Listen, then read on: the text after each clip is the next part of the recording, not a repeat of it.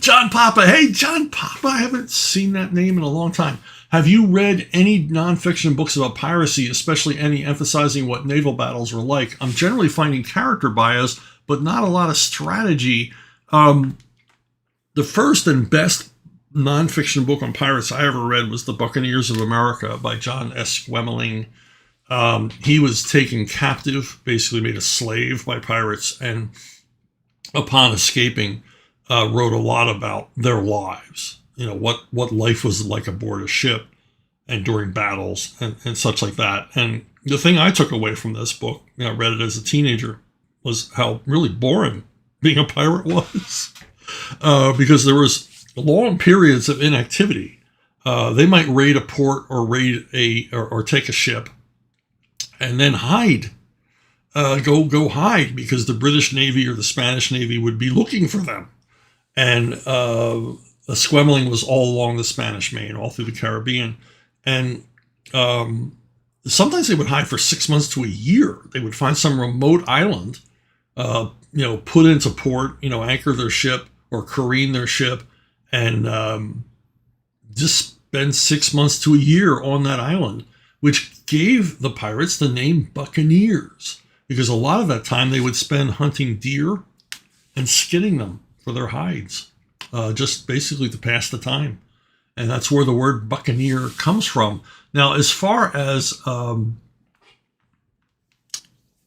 tactics and strategies, you don't read that much specifically about pirates. I think pirates had one strategy: just roll in and start shooting, get close enough to board. I mean, as we see in the movies, Blackbeard had a terrific strategy.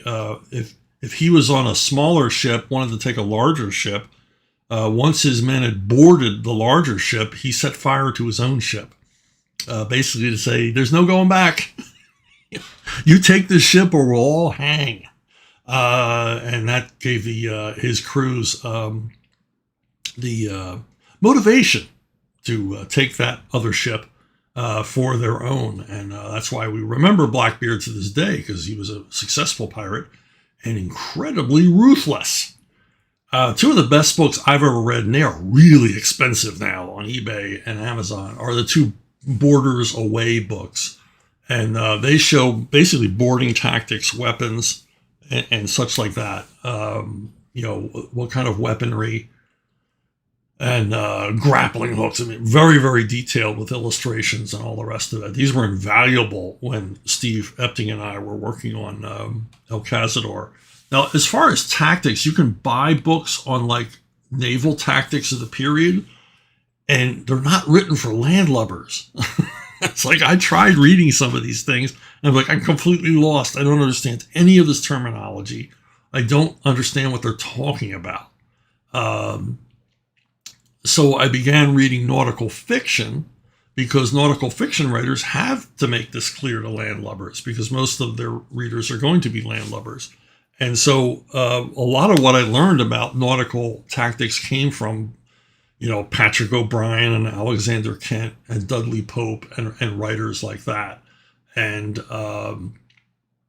they would explain kedging, what kedging was, and keel hauling and all the rest of it. What luffing sails meant, setting the topgallants. It gave me at least somewhat of an understanding so that I could write about this stuff. Of how a ship sailed, and what the different tasks of the different people on board are. What was what did a bosun do? What was a sailing master? I mean, what were their tasks? What were their jobs? And all the rest of it, as well as life aboard, at least a Napoleonic ship, which wouldn't have been that different from a pirate ship of the Golden Age in the 1600s. Now, the best pirate novel I've ever read, and I've read quite a few, is The Requiem Shark by Nicholas Griffin. This is a pirate novel that it's a yodi-ho adventure story with plenty of action, but it approaches literature. It takes the story of pirates beyond the genre fiction to more of a historical adventure than anything else, but very well written, very grim, very bleak, much like Buccaneers of America was.